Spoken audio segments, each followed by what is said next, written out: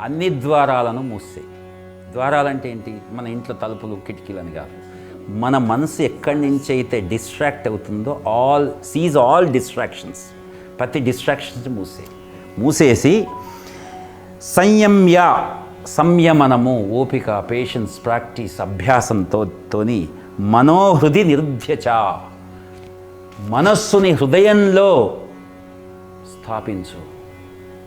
హృదయంలో మనస్సును స్థాపించంటే మన బాసమ్ ఆఫ్ ఫీలింగ్స్లోకి, మన దృష్టిలో హృదయం ఎక్కడ ఉంటుంది? మన వేదాంతం ప్రకారం మనస్సును మొత్తం నీ సెంటర్ ఆఫ్ బీయింగ్లోకి తీసుకురా. నీ ఎమోషన్స్ ద్వారా డిస్ట్రాక్ట్ అవుతున్నటువంటి వాలటైల్ ఎనర్జీ మనస్సు. ఆ ఎమోషన్స్ని మొత్తం తీసుకొచ్చి దేంతో? జ్ఞానంతో.